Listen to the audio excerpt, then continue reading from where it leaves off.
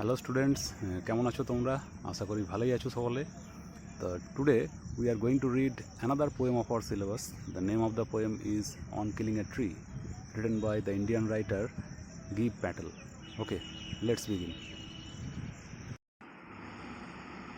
So our today's topic is on killing a tree.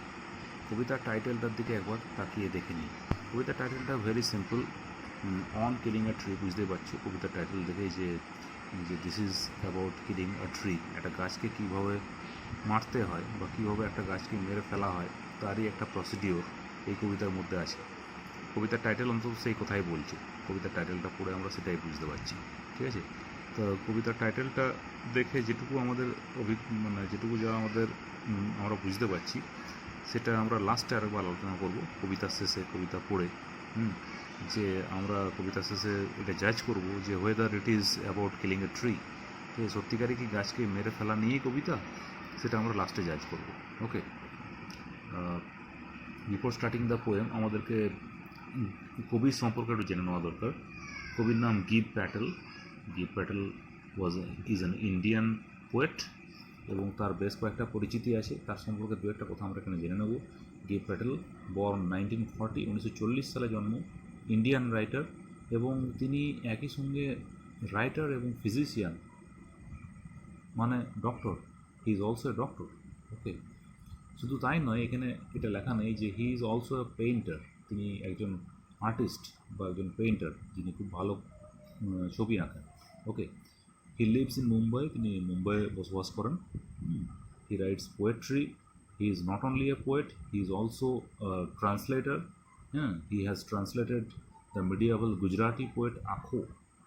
আখো বলে একজন Gujarati writer আছে, যার লেখা গুজরাটি কিছু কবিতা তিনি ইংলিশে ট্রান্সলেট করেছেন। তিনি একজন আর্টিস্ট, এই কথাটাও এখানে বলা আছে। এবং and a play right, he is also A play right. Play right means তিনি হচ্ছেন একজন নাট্যকার, নাটকও লেখেন কিছু, ঠিক আছে? তো এখানে আমরা আরও কিছু ইনফরমেশন জেনে নেব, যেটা হচ্ছে যে গিব প্যাটেলের সঙ্গে একজন ব্রিটিশ রাইটারের তুলনা করা হয়, ব্রিটিশ পোয়েটের তুলনা করা হয়, যার নাম হচ্ছে ফিলিপ লার্কিন। তোমরা এটা জাস্ট জানবার জন্য একটু জেনে রাখো, মানে জাস্ট ফর ইয়োর ইনফরমেশন, যে গিব Patel is also compared to a English poet named Philip Larkin. Okay, তো গিব প্যাটেলের লেখা স্টাইলে এখানে একটা ব্যাপার আছে, স্টাইল সম্পর্কে লেখা আছে যে তার লেখা স্টাইলটা হচ্ছে কনভারসেশনাল স্টাইল। ওকে, তিনি যে কবিতাগুলো লেখেন সেগুলো বেশিরভাগই খুব কথ্য ভাষায় লেখা, খুব ইজি ল্যাঙ্গুয়েজে লেখা, এবং just like our spoken language, আমরা ইংলিশটা যেভাবে বলি বা স্পোকেন ইংলিশে যে ল্যাঙ্গুয়েজ ইউজ করা হয় ঠিক সেই ল্যাঙ্গুয়েজে তার কবিতাগুলি লেখা। ওকে, তো যে কারণে আমাদের কবিতাটা পড়ে মিনিং বুঝতে খুব একটা অসুবিধা হবে না। যদিও সেই কবিতার মধ্যে কিছু ইনার মিনিং লুকিয়ে থাকে। তা এই কবিতাটা সম্পর্কে দু এক কথা এখানে লেখা আছে, একটু দেখে নিই। The poem's title, On Killing a Tree, establishes irony at the very outset. এইখানে আমাদেরকে দেখে নিতে হবে যে আয়রনি জিনিসটা কি, হোয়াট ইজ আয়রনি। ওকে, কারণ এই কবিতাটা একটা আয়রনিক্যাল পোয়েম। আয়রনিটাকে খুব সহজ ভাষায় যদি বলা হয় তাহলে আমি তোমাদেরকে একটা এক্সাম্পল দিয়ে বোঝাচ্ছি। মনে করো তুমি পরীক্ষায় ভালো রেজাল্ট করতে পারো নি, খারাপ রেজাল্ট হয়েছে তোমার, এবং তুমি বাড়ি ফিরে এলে।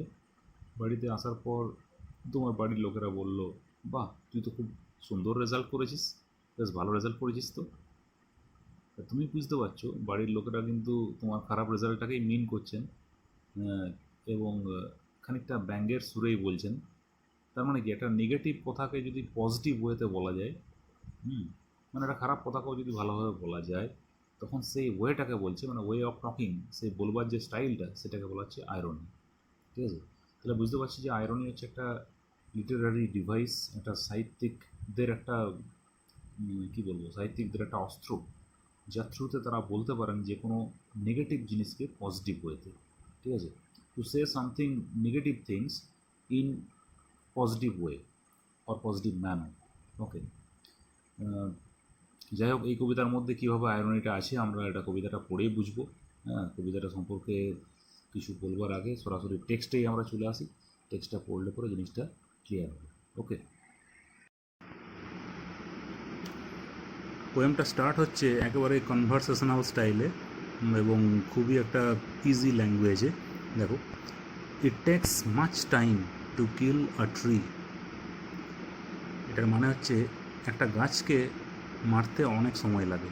গাছ বলতে এখানে কোনো ছোটো গাছের কথা বলা হচ্ছে না, কিন্তু এখানে গাছ বলতে একটা বৃক্ষের কথা বলা হচ্ছে বা বড় একটা বিগ ট্রিয়ের কথা বলা হচ্ছে।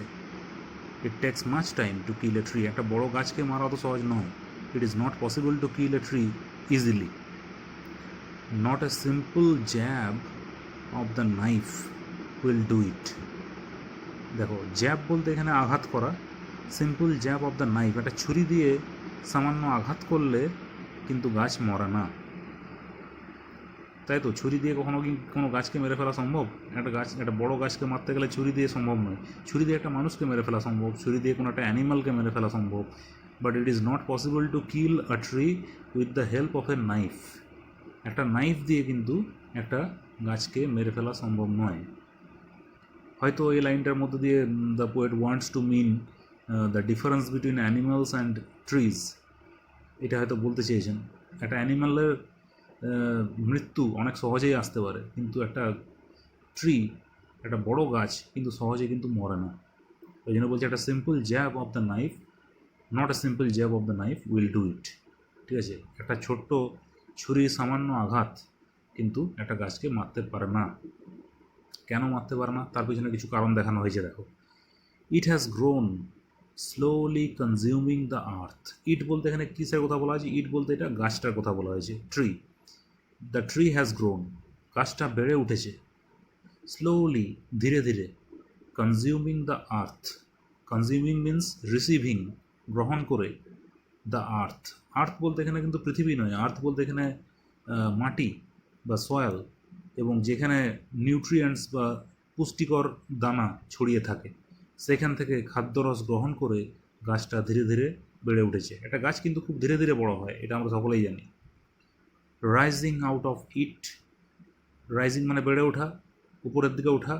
আউট অফ ইট, ইট বলতে এখানে পৃথিবীর উপরিভাগে ভূত্বকটাকে বলা হচ্ছে, পৃথিবী থেকে বেড়ে উঠেছে উপরের দিকে। ফিডিং আপন ইটস ক্রাস্ট, ফিডিং মানে খাবার খেয়ে বা খাদ্যরস গ্রহণ করে। আপন ইটস ক্রাস্ট, ক্রাস্ট, ক্রাস্ট বলতে ভূত্বকের কথা বলা হয়েছে। হ্যাঁ, ভূত্বক বা the top layer of the earth, পৃথিবীর উপরিভাগের যে আস্তরণ সেটাকে বলা হচ্ছে ক্রাস্ট। তাহলে ক্রাস্টে কী থাকে? ক্রাস্টে সয়েল থাকে বা মাটি থাকে। সেই মাটিতে কী থাকে? মাটিতে খাদ্যরস বা নিউট্রিয়েন্টস থাকে, এবং সেই নিউট্রিয়েন্টস থেকে তার খাবার গ্রহণ করে ধীরে ধীরে গাছটা বেড়ে উঠেছে। শুধু তাই নয়, অ্যাবজর্বিং, অ্যাবজর্বিং মানে হচ্ছে রিসিভিং, ওই একই জিনিস। কনজিউমিং, অ্যাবজর্বিং দুটোরই মানে হচ্ছে receiving. Years of Sunlight, air, water. দেখো, এই তিনটে জিনিস কিন্তু একটা গাছের বেড়ে ওঠার জন্য ভীষণ প্রয়োজন। একটা হচ্ছে সানলাইট মানে সূর্যালোক, সূর্যালোক ছাড়া গাছ বেড়ে ওঠে না। এয়ার, এয়ার বলতে এখানে মেনলি অক্সিজেনের কথা বলা হচ্ছে। অক্সিজেন ছাড়া তো সম্ভব নয়, কেউই বাঁচতে পারে না। যদিও গাছ কিন্তু কার্বন ডাইঅক্সাইড আমরা জানি CO2 রিসিভ করে, এবং আমাদের O2 তারা আমাদেরকে দেয়। ঠিক আছে, তাহলে এয়ার ইন জেনারেল, এয়ার কিন্তু সকলকেই হেল্প করে।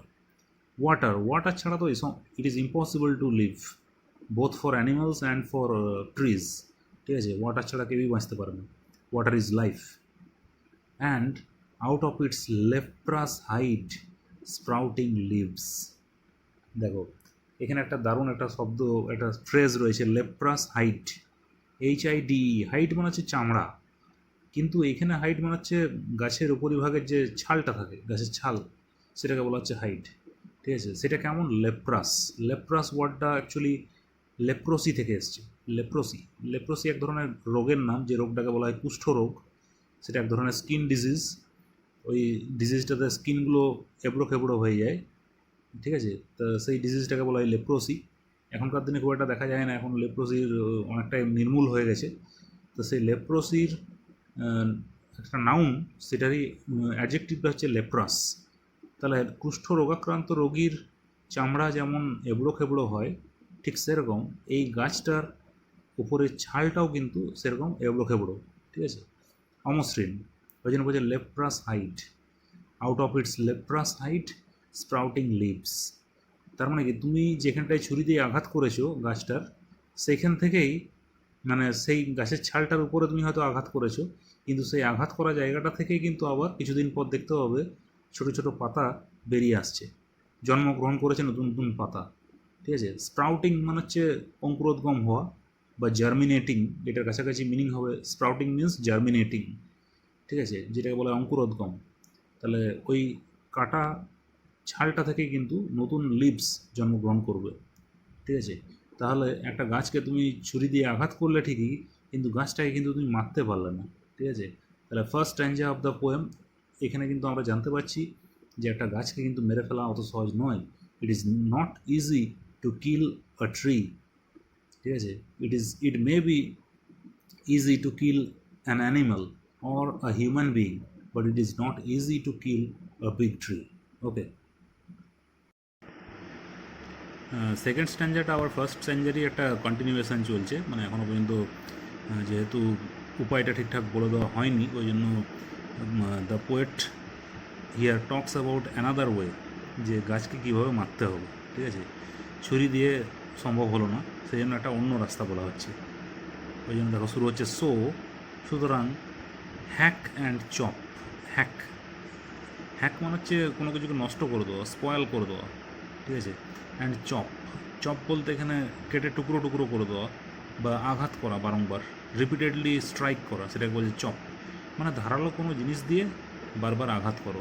মেবি এটা কোনো কাটারি হতে পারে বা কোনো চপার হতে পারে, কোনো ধারালো কোনো অস্ত্র দিয়ে গাছটাকে বারবার করে কোপাও। But this alone won't do it. কিন্তু দেখো এই লাইনটার একটা দারুণ মিনিং আছে, যে কিন্তু দিস বলতে দিস ইন দিস ওয়ে, এই পদ্ধতিতেও এটা সম্ভব হবে না, গাছকে মেরে ফেলা কিন্তু এতেও সম্ভব নয়। This alone won't do it. Won't বলতে উড নট, ডু ইট মানে হচ্ছে কিল ইট, মানে কি এই পদ্ধতিতেও কিন্তু গাছকে মেরে ফেলা সম্ভব নয়। তুমি যদি বারংবার স্ট্রাইক করো বা বারবার যদি আঘাতও করো গাছটাকে, তাও কিন্তু গাছটা সহজে মরবে না। This alone won't do it, তার মানে কি এটার মানে হচ্ছে this process is not sufficient to kill a tree. Third line দেখো, not so much pain will do it. এত যন্ত্রণা দিয়েও কিন্তু কোনো কাজ হবে না। দেখো একটা মানুষ বা একটা অ্যানিম্যাল কিন্তু এত যন্ত্রণা সহ্য করতে পারে না, যেটা একটা গাছ সহ্য করতে পারে, ঠিক আছে। বারবার করে আঘাত করেও কিন্তু একটা গাছকে মেরে ফেলা সম্ভব নয়, বারবার করে কোপালেও কিন্তু গাছ মরবে না, কিন্তু একটা অ্যানিম্যাল কিন্তু মরে যাবে, ঠিক আছে। ওইটাই এখানে হয়তো ডিফারেন্সিয়েট করা হয় যে অ্যানিম্যালের সঙ্গে ট্রিজ, ঠিক আছে, যে not so much pain will do it. এত কষ্ট দিয়েও কিন্তু তুমি একটা গাছকে মারতে পারবে না। You can't kill a tree giving so much pain. তার কারণ কি? ফোর্থ লাইনে তার কারণটা দেওয়া আছে, the bleeding bark will heal. এটা কিন্তু মোস্ট ইম্পর্ট্যান্ট একটা লাইন, এবং এখান থেকে পরীক্ষায় কোশ্চেন আসে। দেখো, the bleeding bark will heal. Bark, এটার ওয়ার্ডটার মিনিংটা তুমি একটু আগেই তোমরা জেনেছো, যেটা মনে হচ্ছে বার্ক মানে হচ্ছে গাছের ছাল, বা হাইট, একটু আগে যেটা পেয়েছিল প্লাস হাইট, ওই হাইটটাই হচ্ছে এখানে bark. Bleeding bark, bleeding, bleeding কেন বলা হচ্ছে? ব্লিডিং বলছে রক্তাক্ত, ব্লিডিং মানে হচ্ছে রক্তাক্ত। গাছের ক্ষেত্রে রক্ত কী? গাছের রক্ত হচ্ছে গাছের ফ্লুইড বা গাছের মধ্যে যে রস থাকে, সেটাকেই বলছে ব্লাড। তাহলে ব্লিডিং বার্ক, রক্তাক্ত গাছের যে ছাল, will heal, HEAL, heal. Heal ওয়ার্ডটার মানে হচ্ছে সেরে ওঠা বা সুস্থ হয়ে ওঠা বা কিওর হয়ে ওঠা, ঠিক আছে। এর আগে তোমরা আরও অনেক ওয়ার্ড জেনেছো, HILL, হিল মানে পাহাড়, ঠিক আছে। আবার HEEL, হিল মানে হচ্ছে গোড়ালি। এখানে আবার HEAL, হিল মানে হচ্ছে এখানে সুস্থ হয়ে ওঠা, যেটা নাউন ফর্মটা তোমরা সকলেই জানো। HEAL, হিলটা হচ্ছে ভার্ব, এবং এর নাউন ফর্ম হচ্ছে হেলথ। ওকে, তাহলে the bleeding bark will heal, এই রক্তাক্ত গাছের ছাল নিজের থেকেই সেরে উঠবে। And from close to the ground, এবং জমির খুব কাছাকাছি জায়গা থেকে, মানে যেখানে তুমি আঘাতটা করেছো, মানে যেখান থেকে গাছের কাণ্ডটা উঠতে শুরু করেছে, সেখানটায় তুমি আঘাতটা করেছো, সেখানে কি দেখতে পাওয়া যাবে? Will rise curled green twigs. সেখানে দেখতে পাওয়া যাবে কিছু মানে কোঁকড়ানো, বা কার্ল বলতে মানে কার্ভড, যেগুলো বাঁকানো, বাঁকানো কিছু সবুজ রঙের টুইগস বা ছোটো ছোটো গাছের শাখা প্রশাখা দেখতে পাওয়া যাবে। মানে তুমি যে জায়গাটায় আঘাত করবে সেই জায়গা থেকে কিন্তু গাছের শাখা প্রশাখা বেড়ে উঠতে শুরু করবে, এবং সেগুলো আস্তে আস্তে কিসে পরিণত হবে? Miniature boughs. মিনিয়েচার মানে হচ্ছে মিনি বা যেটা ছোটো, ছোটো ছোটো। বাউজ মানে হচ্ছে branches, branches of a tree. যেগুলো ছোটো ছোটো পাতা ছিল সেগুলো আস্তে আস্তে বড় বড় শাখায় পরিণত হবে, ঠিক আছে, হুইচ ইফ আনচেকড, এবং যেগুলোকে যদি তুমি চেক না করো বা মাঝে মধ্যে যদি কন্ট্রোল না করো, মাঝে মধ্যে যদি কাটছাঁট না করো, হ্যাঁ, উইল এক্সপ্যান্ড এগেইন, সেগুলো আবার বেড়ে উঠবে। এক্সপ্যান্ড মানে বেড়ে ওঠা বা extend two former size. Former বলতে আগের বা প্রাক্তন, আগে যে সাইজ ছিল সেই সাইজে আবার চলে আসবে। তার মানে কি, যে শাখা প্রশাখাগুলো নতুন গজিয়ে উঠেছে সেগুলোকে যদি তুমি কন্ট্রোল না করতে পারো, যদি ওকেশনালি তুমি চেক না করো, if you do not check, if you do not control the miniature boughs, ঠিক আছে, সেগুলো কিন্তু আস্তে আস্তে আবার পুরোনো সাইজে ফিরে আসবে, মানে সেগুলো আবার সেই বড় হয়ে যাবে, আবার সেই বড় বড় শাখা প্রশাখায় পরিণত হবে। তার মানে কি, একটা গাছের মধ্যে একটা, এই স্ট্যান্ডাতে এটাই বোঝানো হয়েছে যে এই একটা গাছের কিন্তু নিজস্ব একটা হিলিং পাওয়ার আছে, বা নিজেকে নিজে সারিয়ে নেওয়ার একটা ক্ষমতা আছে, যেটা অ্যানিম্যালরা পারে না, সেটা কিন্তু ট্রিজরা পারে। ওরা নিজেরাই নিজেদেরকে সারিয়ে তুলতে পারে। সুতরাং একটা গাছকে মেরে ফেলা অত সহজ নয়। It is not easy to kill a tree. এই পয়েন্টটাই বারবার করে কিন্তু পোয়েট বোঝাতে চাইছেন, ঠিক আছে। এবং এই স্ট্যান্ডাতে আরেকটা পয়েন্টও পাচ্ছি আমরা, যেটা হচ্ছে যে আমরা গাছকে মারবার জন্য কিন্তু যথেষ্ট কষ্ট দিয়ে মারি একটা গাছকে। হয়তো একটা অ্যানিম্যালকেও এতটা কষ্ট দিয়ে মারি না, কিন্তু একটা গাছকে অনেক বেশি কষ্ট দিয়ে মারি, ঠিক আছে। সেই কষ্টের কথাটা কিন্তু এখানে তুলে ধরা হচ্ছে। থার্ড স্ট্যান্ডার শুরুতেই দেখো আছে নো। এখানে পোয়েট ডিনাই করছেন এতক্ষণ পর্যন্ত যা যা পদ্ধতি বলা হয়েছে সেগুলোতে কিন্তু গাছকে মারা সম্ভব নয়। সুতরাং কী করতে হবে? The root is to be pulled out. গাছের শেকড়টাকে বা মূলটাকে টেনে তুলতে হবে অথবা রিমুভ করতে হবে। পুলড আউট বলতে এখানে removed out of the anchoring earth. Anchoring earth, এখান থেকে পরীক্ষায় কোশ্চেন আসে। আর্থ বলতে এখানে পৃথিবী, বা আর্থ বলতে এখানে কিন্তু মাটির কথা বলা যায়, সয়াল, যেখানে গাছের শেকড়টা বিস্তৃত হয়ে আছে, ঠিক আছে। আর অ্যাঙ্কারিং ওয়ার্ডটা এসছে অ্যাঙ্কার থেকে। অ্যাঙ্কার মানে হচ্ছে নোঙর, জাহাজের নোঙর হয় না, যেটা দিয়ে জাহাজকে যে কোনো পোতাশ্রয় বা বন্দরের পাশে দাঁড় করানোর জন্য বালিতে গেঁথে দেওয়া হয়, সেগুলো বলা অ্যাঙ্কার। তাহলে এখানে গাছের শেকড়টা হচ্ছে just like the anchor of a ship. হ্যাঁ, the root of a tree is just like the anchor of a sheep.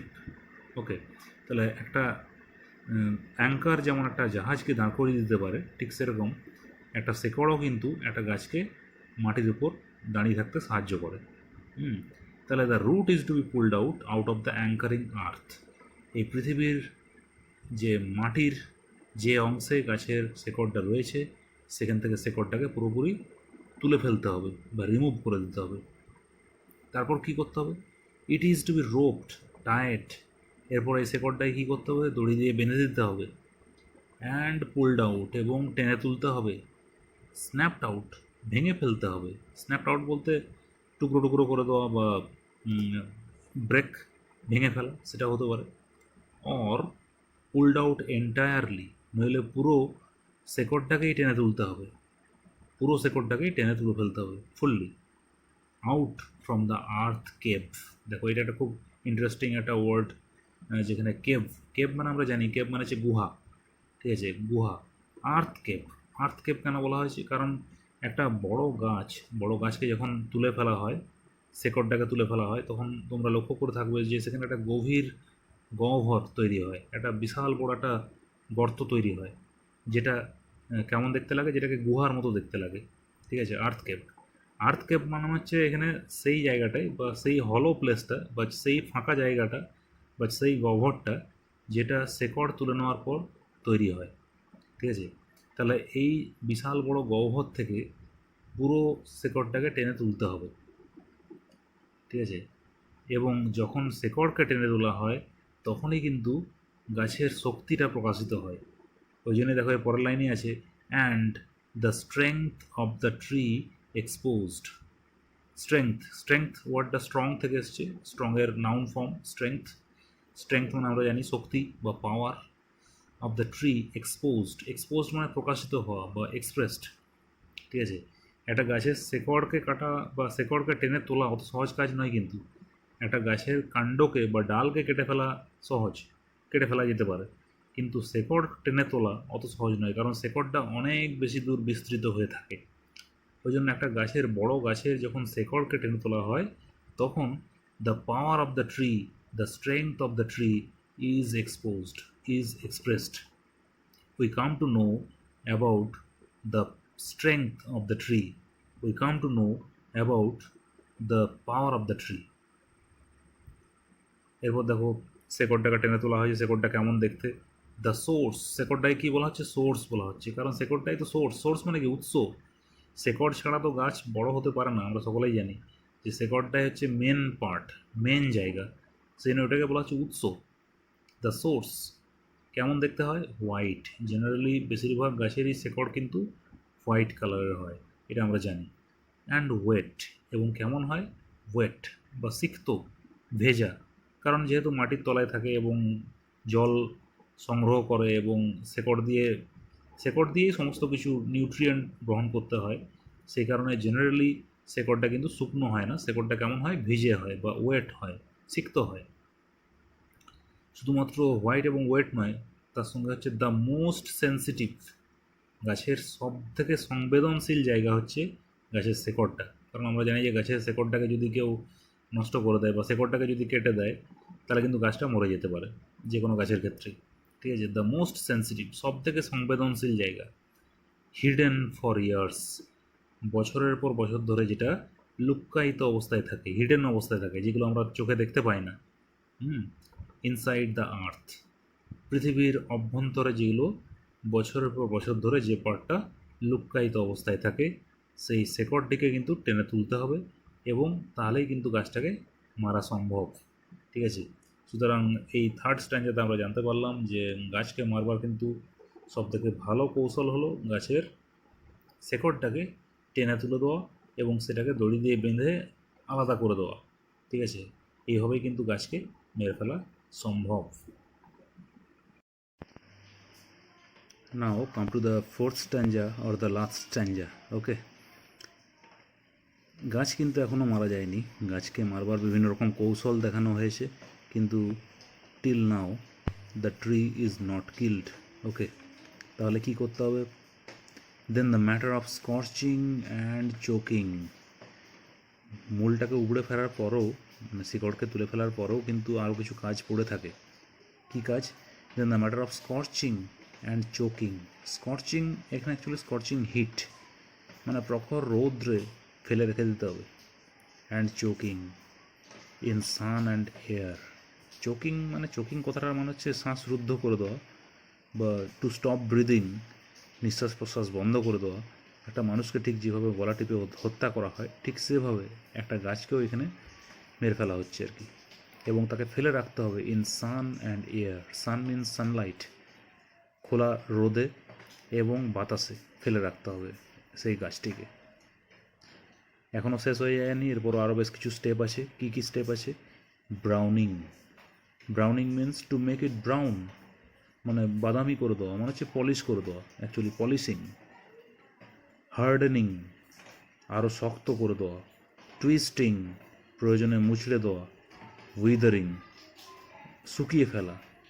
And then it is done. And then it is done, এই last লাইনটা কিন্তু most important.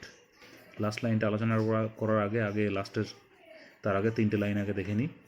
দেখো, আমরা সকলেই জানি যে একটা গাছ কিন্তু, আমরা গাছকে বিভিন্ন রকম রূপে দেখতে পাই। আমাদের বাড়িতে যে ফার্নিচারগুলো আমরা পাই, যেমন চেয়ার, টেবিল, খাট, আরও অন্যান্য জিনিস, সব কিছুতেই কিন্তু একটা স্পেশাল আকৃতি দেওয়া হয় এবং সব ক্ষেত্রে কিন্তু কাঠকে পলিশ করতে হয়। পলিশ না করলে কিন্তু কাঠ টেকে না। এই পলিশটাকেই বলছে এখানে ব্রাউনিং।